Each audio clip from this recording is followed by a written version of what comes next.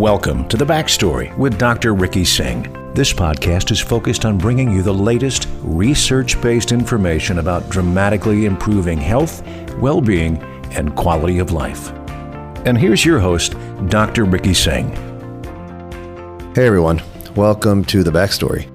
Today I'm going to do something a little bit different. Rather than bringing on an expert and talking about health and wellness, I'm going to try to do this on my own. And today's topic is about New Year's resolutions, or broadly, just about setting goals and changing habits. We're 6 weeks into the new year, and I thought it'd be a great time to check in and reflect on some of the goals that you or I have set out at the beginning of the year and to see how we're doing. But before doing that, I want to give a little primer on New Year's resolutions. So before you dismiss this idea of New Year's resolutions, I wanted to let you know that there's actually some history behind this tradition. Resolutions actually started about 4,000 to 5,000 years ago in the era of the Babylonians. I'm assuming here, but I'm guessing that their resolutions were not about losing weight or finding love or drinking less alcohol or spending less money, spending less on social media. Their resolutions were actually about repaying their debts and returning some farming equipment that they used to plant in the harvest. Back then, New Year's wasn't on January 1st like it is now. It was back around the vernal equinox when the crops first started blooming. And if they kept their words to the gods would reward them. But if they didn't keep their word, they kind of risked falling out of favor. Today, the promises of making New Year's resolutions really have nothing to do with God or spirituality. We don't make promises to the divine, we make promises to ourselves. And that's probably one of the reasons why such a high percentage of us don't accomplish our goals and don't succeed in achieving the resolutions that we set out. It's been said that 45% of Americans make resolutions, and that number actually has declined over the past 2 years, probably as a result of the unpredictable nature of the COVID-19 pandemic. But even this amount, only 9% of people report accomplishing their goals at the end of the year. And really the checkpoint is now. About 6 weeks into the year, 75 to 80% of individuals abandon their resolutions. So I said, let's check in now. Let's see how we're all doing today in relation to the resolutions that we created back in January. So I want to talk about the reasons why it's difficult to change our habits and why it's hard to remain on track, and then also some strategies on how to be successful this year. So the first thing is that most of us set up unrealistic or impractical resolutions. And we actually set ourselves up for failure by making promises to change that are just too big.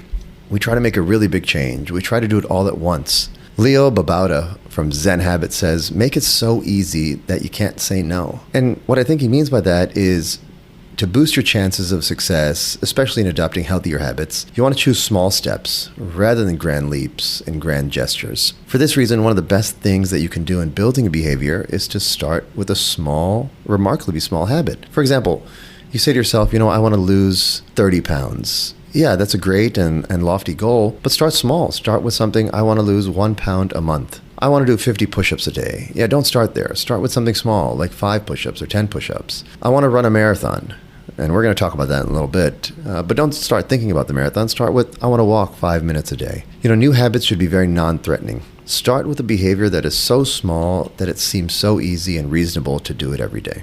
The second reason most of us aren't successful in reaching our goals and our resolutions is that we lack a plan. Anthony Robbins, one of the great motivational speakers, says, it's not about the goal. It's about growing to become the person that can accomplish that goal. And he's right. It's not the goal. It's about growth. It's about the process. And what planning allows you to do is to make all those necessary adjustments kind of mapped out ahead of time. Nearly every conversation about goals and resolutions is focused on some type of result. What do you want to achieve? How much weight do you want to lose? How much money do you want to have? How many books do you want to read? How much less do you want to drink? As humans, we are outcomes-focused beings. And we want these new behaviors to deliver us new results. But there's a problem here. Just because you've identified a new goal or have announced to the world a New Year's resolution, that doesn't guarantee the delivery of these results. Adopting the new behaviors is what should be your focus and attention. Rather than chasing the results, really spend time in modifying your lifestyle, modifying your day-to-day activities, and that's what's ultimately going to let you be successful. Build the behavior first, worry about the results later. And the third reason that we may or may not be successful in achieving our goals is that we really don't know what the why is. It's the why that motivates people, not the what. Simon Sinek, author of a bestseller book called Start With Why, he says just this: If you want to get fit or lose weight or be healthy, that's great. But why is this your goal? Why is this important to you? Do you want to be fit so you can be a positive role model in your family? Do you want to lose fat so you feel more confident or get that sexy beach bod that you've been trying to accomplish for so many years? Or do you want to be healthy so that you can have more energy and more clarity and spend quality time with your family, which is probably going to affect every aspect of your life? But whatever the reason to get into shape, whether it's to live longer or be healthier or boost energy, all that matters is why it's important to you. Because unless you know why that's important, it's going to become really hard to stay on track. So, how are we going to be successful in 2022?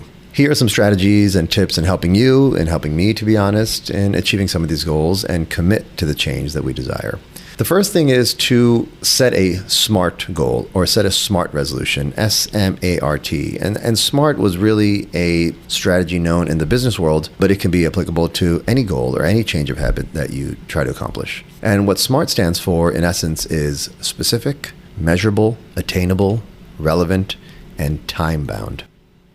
So the first part of that is make them specific. Make your goal clear. Make it well-defined. Again, going back to I'm going to lose weight is not a very specific goal. Rather, you say how much weight.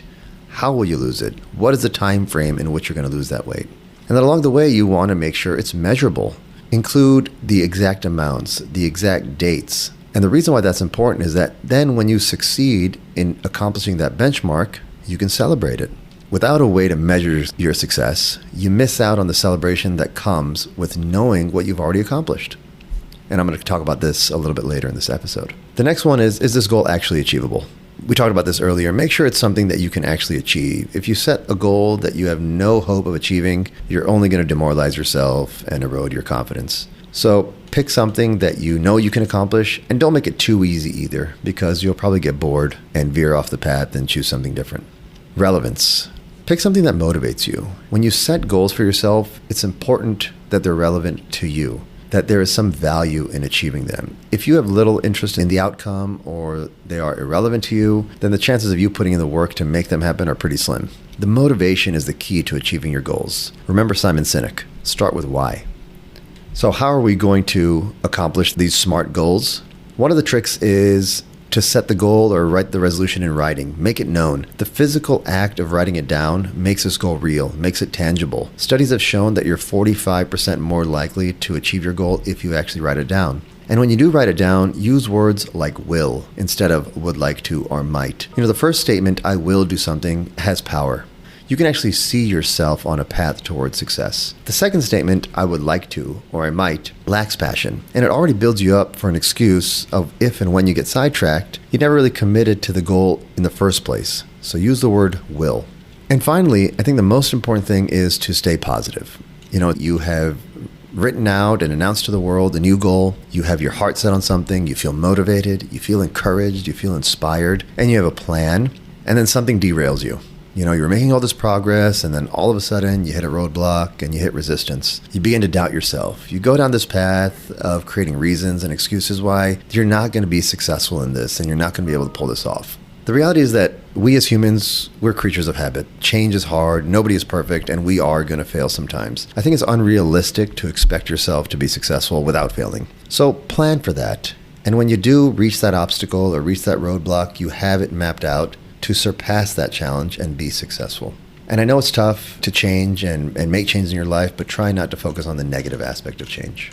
So instead of feeling defeated at the first sign of struggle, shift your focus, shift your perception, focus on your strengths, and get excited for the journey that you've chosen to embark on, because there have been small victories along the way. So what about me? What about Dr. Singh in 2022? What am I going to accomplish this year? So here's my specific statement. My goal this year is to run and train for the New York City Marathon, and I'm going to follow the exact plan that I have set out in this episode. So instead of saying I'm going to run more or do more cardio, I have a specific goal and a specific time frame, and that date is November 6th, 2022. That's the day of the New York City Marathon, and I am planning to train for it and participate in it. Truthfully, when I think about this statement, my mind goes straight to November.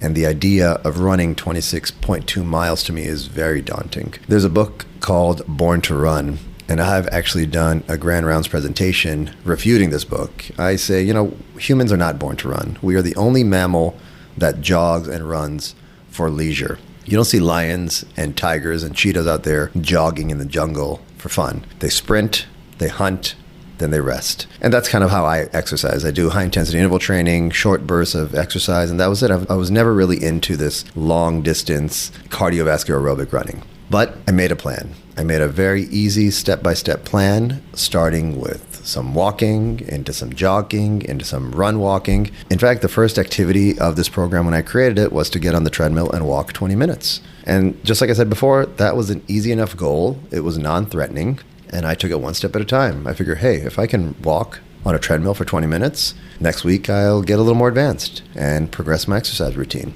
And so far, it's been 6 weeks, and truthfully, I have cheat days. I have days where I don't want to run. I have days where I'm feeling lazy or lethargic. But honestly, I don't give myself a hard time about it. I don't beat myself up. I check in on a weekly basis. I make sure I hit some of my benchmarks along the way, knowing that failures and roadblocks will occur.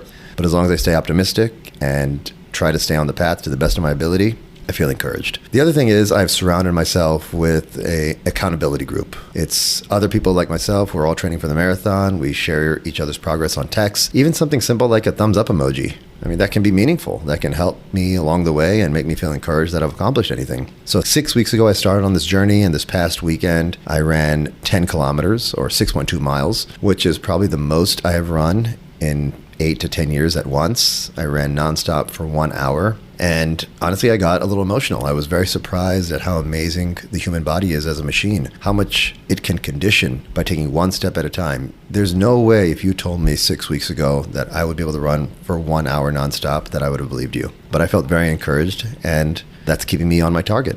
And hopefully I can be an encouragement to you in your goal pursuits. And I'm going to update you from time to time, either here on the podcast or on social media, about how my marathon training is going. And if you want to set a goal for yourself and declare it out there and send it into the ethos, go ahead and do it. We can do this together. And even if it's not a marathon, try making small changes in your health and wellness.